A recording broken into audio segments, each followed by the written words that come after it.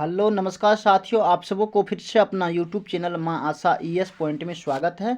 मेरे साथियों, आज की इस वीडियो में मैं आपको इंटरमीडिएट परीक्षा 2024 के हिंदी के प्रश्न पुस्तिका सेट कोड डी के जितने भी प्रश्न उत्तर हैं ऑब्जेक्टिव सबको सॉल्व करने वाला हूं। इसी वजह से आप लोग इस वीडियो को ध्यान से अंत तक देखेंगे और अपने पेपर से मिलाएंगे कि आपका कितना सही हुआ है।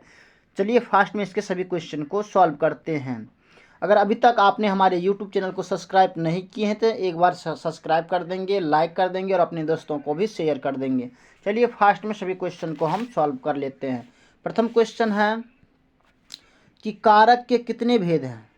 कारक के कितने भेद, इसका जो करेक्ट आंसर होगा वो हो जाएगा आपको 8 भेद होते हैं। कारक के 8 भेद होते हैं। नेक्स्ट प्रश्न है आपका दूसरा कि भरपेट में उपसर्ग क्या है, जिसका करेक्ट आंसर हो जाएगा आपको भरपेट। उपसर्ग है ना जो पहले लगा हुआ, तो भर लगा हुआ पहले, तो ये होगा, ये इसका आंसर होगा। नेक्स्ट प्रश्न है आपका प्रतिनिधि शब्द में उपसर्ग है क्या है, तो उपसर्ग यानी कि प्रतिनिधि, प्रति जोड़ निधि बराबर प्रतिनिधि, तो बी इसका आंसर होगा। नेक्स्ट प्रश्न है आपका चौथा कि वंदना में प्रत्यय है, कौन कौन है, तो ना है। नेक्स्ट प्रश्न है आपका पांचवा कि ममेरा शब्द में प्रत्यय क्या है, तो इसका करेक्ट आंसर हो जाएगा आपको एरा। क्या होगा, एरा, ममेरा। नेक्स्ट प्रश्न है आपका कवि शब्द का स्त्रीलिंग रूप क्या है, तो कवित्री, कवित्री, बी इसका आंसर होगा। नेक्स्ट प्रश्न है आपका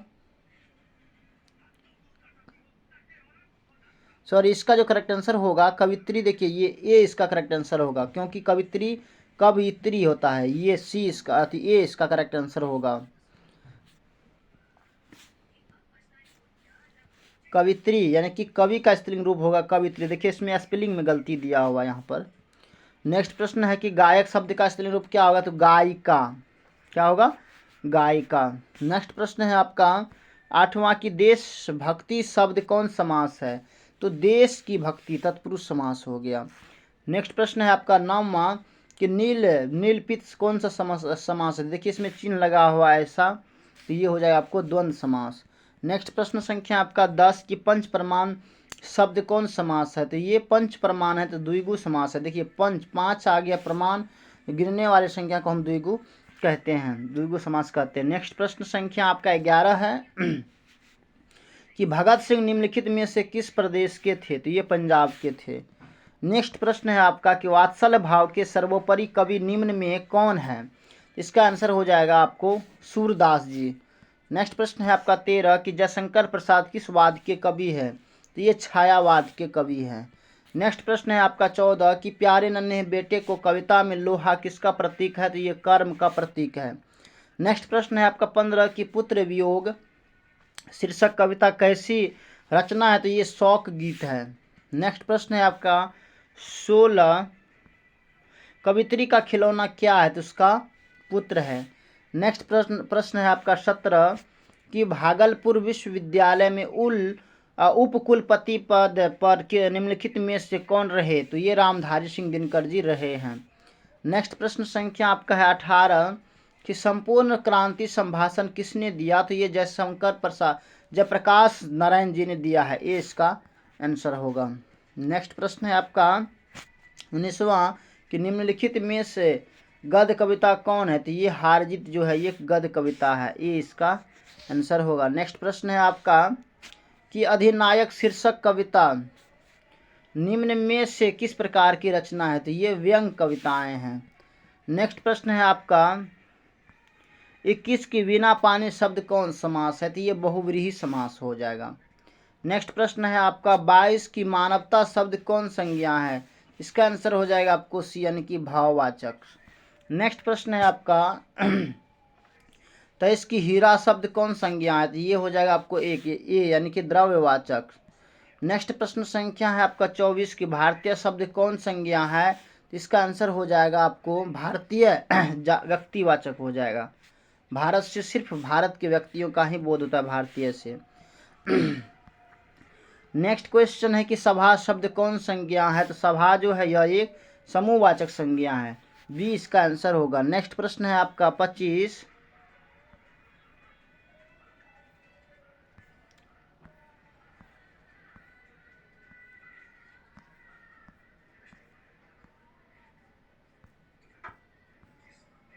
नेक्स्ट प्रश्न है आपका 26 की भ का उच्चारण स्थान क्या है? तो भ का ओष्ठ हो जाएगा, ए इसका आंसर होगा। नेक्स्ट प्रश्न है आपका 27 की क का उच्चारण स्थान क्या है? तो ये कंठ हो जाएगा। नेक्स्ट प्रश्न संख्या है 28 की स्व का उच्चारण स्थान क्या है? तो ये हो जाएगा आपको दंत, बी। नेक्स्ट प्रश्न संख्या आपका 29 की अर्थ के आधार पर संज्ञा के कितने भेद हैं? तो ये 5 भेद हैं। नेक्स्ट प्रश्न है आपका नेक्स्ट प्रश्न है आपका कि जो स्त्री अभिनय करे के लिए एक शब्द क्या होगा? तो ये हो जाएगा आपको अभिनेत्री। नेक्स्ट प्रश्न है आपका 31 नंबर का कि परिश्रम शब्द का विलोम क्या होगा? तो ये विश्राम हो जाएगा। नेक्स्ट प्रश्न है आपका आगामी शब्द का विलोम क्या होगा? तो विगत हो जाएगा। नेक्स्ट प्रश्न संख्या है आपका 33 कि कृष्ण शब्द का विलोम क्या होगा? तो ये शुक्ल हो जाएगा। नेक्स्ट प्रश्न है आपका 34 की कमल शब्द का पर्यायवाची क्या है? तो ये सरोज है। अब नेक्स्ट प्रश्न है आपका 35 की झंझट शब्द का पर्यायवाची क्या है? तो बवाल। नेक्स्ट प्रश्न संख्या है आपका कि 36 कि शिव शब्द का पर्यायवाची क्या है? तो शिव का हो जाएगा आपको रुद्र, ए इसका आंसर होगा। नेक्स्ट प्रश्न संख्या है आपका 37 कि पाठक शब्द क्या है? तो ये पुल्लिंग है। नेक्स्ट प्रश्न संख्या है आपका 38 की घी शब्द क्या है? तो घी शब्द है आपको पुल्लिंग। नेक्स्ट प्रश्न है आपका कि आयु शब्द क्या है? तो आयु जो है यह क्या है? स्त्रीलिंग शब्द है। नेक्स्ट प्रश्न संख्या आपका 40 की नायक शब्द का संधि विच्छेद क्या होगा? तो नय जोड़ अक बराबर नायक होता है। नेक्स्ट प्रश्न है आपका 41 कि उसने कहा था कहानी में किस युद्ध का उल्लेख है? तो ये द्वितीय विश्व युद्ध का उल्लेख है। नेक्स्ट प्रश्न है आपका 42 कि प्रेम के पीर निम्नलिखित में से किसे कहे जाते हैं? तो ये प्रेम के पीर के कवि मलिक मोहम्मद जैसी को कहा जाता है। नेक्स्ट प्रश्न है आपका 43 कि हिंदी के एडिशन निम्नलिखित में से कौन कहे जाते हैं? तो ये बालकृष्ण भट्ट जी कहे जाते हैं। नेक्स्ट प्रश्न है आपका 44 की तार सप्तक के संपादक निम्न में कौन है? तो ये अज्ञेय जी है। नेक्स्ट प्रश्न है आपका 45 कि वाद विवाद संवाद के रचनाकार निम्न में से कौन है? तो ये वाद विवाद संवाद नामवर सिंह होगा।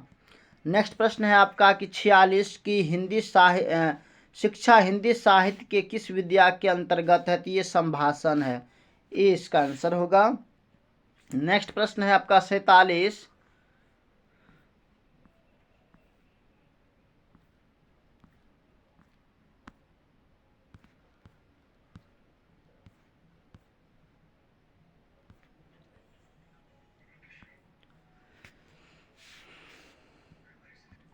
अब नेक्स्ट क्वेश्चन है आपका 47 की पराधीनता के कारण नारी अपने अस्तित्व की अधिकारिणी नहीं रही, यह उक्ति किस शीर्षक पाठ से है? इसका आंसर हो जाए आपको ए यानी कि अर्धनारीश्वर।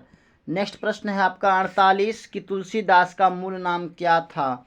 तो रामबोला नाम था। नेक्स्ट प्रश्न है आपका 49 कि तुलसीदास के दीक्षा गुरु कौन थे? तो ये नरहरिदास जी थे। नेक्स्ट प्रश्न है आपका 50 कि साहित्य लहरी किसकी रचना है? तो ये सूरदास जी की लहरा है, रचना है। तो मेरे साथियों हमने 50 ऑब्जेक्टिव क्वेश्चन को अभी तक में सॉल्व किए हैं। 50 क्वेश्चन को और सॉल्व करना है। इनमें से आपका कितना सही हुआ है आप हमें कमेंट में बताएं। बाकी अगर अभी तक आपने हमारे YouTube चैनल को सब्सक्राइब नहीं किए हैं तो एक बार सब्सक्राइब कर देंगे और अपने दोस्तों को भी शेयर कर देंगे और इस वीडियो को भी लाइक कर देंगे। चलिए नेक्स्ट क्वेश्चन है आपका कि त्रिछ शीर्षक पाठ के रचयिता निम्न में कौन है? तो इसका हो जाएगा आपको उदय प्रकाश। नेक्स्ट प्रश्न है आपका 51 के बाद 52 होना चाहिए, हाँ 52 यहाँ है कि रोज शीर्षक पाठ के रचनाकार निम्न में से कौन है? तो ये हो जाएगा आपको अज्ञेय। नेक्स्ट प्रश्न है आपका कि सिपाही की माँ शीर्षक पाठ के रचयिता निम्न में कौन है? तो ये मोहन राकेश जी है। नेक्स्ट प्रश्न है आपका 54 की कड़वक शीर्षक कविता में कवि निम्न में से कौन है? तो कड़वक का मलिक मोहम्मद जैसी हो जाएगा। नेक्स्ट प्रश्न है आपका कि अधिनायक शीर्षक कविता में के कवि निम्न में कौन है? तो अधिनायक रघुवीर सहाय हो जाएगा, ए इसका आंसर होगा। नेक्स्ट प्रश्न है आपका 56 कि गांव का घर शीर्षक कविता के अनुसार पंचायती राज में खो गए क्या, तो ये पंच परमेश्वर खो गए। नेक्स्ट प्रश्न है आपका 57 कि गांव का घर कविता किस संग्रह से लिया गया, तो ये संशयात्मा से लिया गया है। नेक्स्ट प्रश्न है आपका 58 की कमायनी महाकाव्य के रचनाकार निम्न में से कौन है, तो ये जयशंकर प्रसाद जी हैं। नेक्स्ट प्रश्न है आपका 59 कि रामचरितमानस महाकाव्य के रचयिता कौन है, तो ये तुलसीदास जी हैं। नेक्स्ट प्रश्न है असंख्या है आपका 60 की वसुंधरा भोगी मानव और धर्मांध मानव एक ही सिक्के के दो पहलू है, यह उक्ति किस शीर्षक पाठ से है, तो ओ सदा नीरा से लिया गया है। नेक्स्ट प्रश्न है आपका कि उद्गम का संधि विच्छेद क्या होगा, उत जोड़ गम बराबर उद्गम होता है। नेक्स्ट प्रश्न है आपका 62 की हितैषी शब्द का संधि विच्छेद क्या होगा, तो हित जोड़ एसी बराबर हितैषी होता है।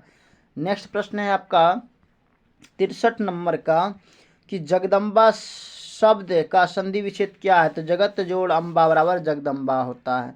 नेक्स्ट प्रश्न है आपका कि अधपका शब्द में उपसर्ग क्या है, तो अध इसका आंसर होगा। नेक्स्ट प्रश्न है आपका कि अब अवगुण शब्द में उपसर्ग क्या है, तो अब इसका आंसर होगा। नेक्स्ट प्रश्न है आपका सोहन पड़ता है किस काल का उदाहरण है, तो वर्तमान काल का उदाहरण है। नेक्स्ट प्रश्न है कि रवि ने खाया किस काल का उदाहरण है, तो खाया भूतकाल का उदाहरण है। नेक्स्ट प्रश्न है आपका 68। अब नेक्स्ट प्रश्न है आपका कि नरेश जाएगा किस काल का उदाहरण है, तो ये भविष्य काल का उदाहरण होगा। नेक्स्ट प्रश्न है आपका कि कबूतर छत पर बैठा है किस कारक का उदाहरण है, तो इसका करेक्ट आंसर हो जाएगा आपको अधिकरण। नेक्स्ट प्रश्न है आपका 70 नंबर का कि बच्चे घर में हैं किस कारण का उदाहरण है, तो ये अधिकरण इसका आंसर होगा। नेक्स्ट प्रश्न है आपका 71। नेक्स्ट प्रश्न संख्या है आपका 71 कि सिपाही की माँ एकांकी में बिस्नी चरपाई के पास मोढ़े पर बैठी क्या करती दिखाई देती है, तो ये सूत काटती हुई दिखाई देती है। नेक्स्ट प्रश्न है आपका 72 कि सरैया मंताल का जल निम्न में से कैसा है, तो ये स्थिर है। नेक्स्ट प्रश्न है आपका 72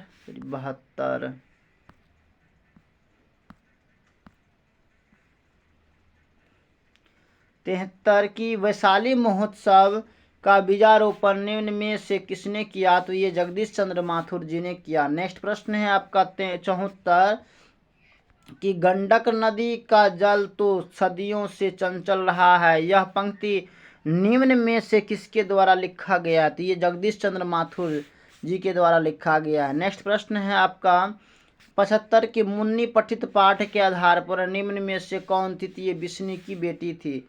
नेक्स्ट प्रश्न है आपका 76 की फिर भी कोई कुछ न कर सका छीन ही गया खिलौना मेरा, यह पंक्ति किस कविता शीर्षक कविता से है, इसका आंसर हो जाएगा आपको पुत्र वियोग से। नेक्स्ट प्रश्न है आपका 77 यथार्थ के इस लेन देन का ही नाम संसार है, यह पंक्ति किसके द्वारा लिखी गई है, तो यह मलिया जी के द्वारा लिखी गई है। नेक्स्ट प्रश्न है आपका 78 कि सूबेदार बोला लहना सूबेदारनी तुमको जानती है बुलाती है, यह जा मिल आ, यह कथन किस शीर्षक पाठ से है, तो ओ सदा उसने कहा था से लिया गया है। नेक्स्ट प्रश्न है आपका 79 की आनंद मैंने जो धर्म चलाया था वह 5 सहस्त्र वर्ष तक चलाने वाला था, किंतु अब वह केवल 500 वर्ष चलेगा क्योंकि नारियों को मैंने भिक्षुणी होने का अधिकार दे दिया, यह उक्ति किस शीर्षक पाठ से है, इसका आंसर हो जाएगा आपको ए यानी कि अर्धनारीश्वर। नेक्स्ट प्रश्न संख्या है आपका 80 क्रांति करना सीखना और प्रेम करना तीनों पृथक पृथक प्रक्रियाएं नहीं है, यह उक्ति किस शीर्षक पाठ से है, शिक्षा त्रिच या अर्धनारीश्वर या जूठन, तो ये हो जाएगा आपको ए यानी कि शिक्षा से ही होना चाहिए, फिर भी आप एक बार इसको गूगल कर लेंगे। नेक्स्ट प्रश्न संख्या है कि शिक्षा ग्रहण करने वालों के लिए एक शब्द क्या होगा, तो शिक्षार्थी होगा। नेक्स्ट प्रश्न संख्या है आपका 82 की तीव्र बुद्धि वाले के लिए क्या कहा जाता है, कुशाग्र बुद्धि कहा जाता है। नेक्स्ट प्रश्न संख्या है आपका 83 की रात को पहरा देने वालों कौन पदबंध है? तो ये संज्ञा पदबंध हो जाएगा। नेक्स्ट प्रश्न संख्या आपका 84 की काम में लगा हुआ आदमी कौन पदबंध है? तो ये क्रिया पदबंध हो जाएगा, डी इसका आंसर होगा। नेक्स्ट प्रश्न संख्या है 85 की कोसों दूर भागना मुहावरे का अर्थ क्या है? तो इसका आंसर हो जाएगा आपको बहुत अलग रखना। नेक्स्ट प्रश्न संख्या आपका 86 की हाथ का मैल होना मुहावरे का अर्थ क्या होगा? ये तुच्छ होना मुहावरे का अर्थ होता है। नेक्स्ट प्रश्न संख्या है कि वह कौन है जो पड़ा रो रहा है, वह किस सर्वनाम का उदाहरण? ये प्रश्नवाचक सर्वनाम का उदाहरण है। नेक्स्ट प्रश्न संख्या है कि स्वर्ण का विशेषण क्या है? तो स्वर्णिम इसका विशेषण होगा। नेक्स्ट प्रश्न संख्या है आपका 89 कि दिन शब्द का विशेषण क्या होगा? तो दैनिक इसका आंसर होगा। नेक्स्ट प्रश्न संख्या है आपका 90 कि आत्मा शब्द का विलोम विशेषण क्या होगा? तो आत्मिक इसका आंसर होगा। नेक्स्ट प्रश्न संख्या है आपका 91 कि नाभादास किस कवि के समकालीन थे? तो नाभादास जी जो है ये सूरदास या तुलसीदास, या देखिए इसका करेक्ट आंसर ऐसे तो तुलसीदास होना चाहिए, फिर भी आप एक बार इसको गूगल कर लेंगे। नेक्स्ट प्रश्न संख्या है आपका कि भक्तमाल निम्न में से किस कवि की रचना है? तो भक्तमाल ये नाभादास जी ने लिखा है, ये इसका आंसर होगा। नेक्स्ट प्रश्न संख्या है आपका कि सुभद्रा कुमारी चौहान का निधन कैसे हुआ? तो कार दुर्घटना में हुआ था। नेक्स्ट प्रश्न है आपका कि जादू टूटता है इस उषा का जब सूर्योदय हो रहा, यह पंक्ति किस शीर्षक कविता की है? इसका आंसर हो जाएगा आपको उषा, ये इसका आंसर होगा। नेक्स्ट प्रश्न संख्या है आपका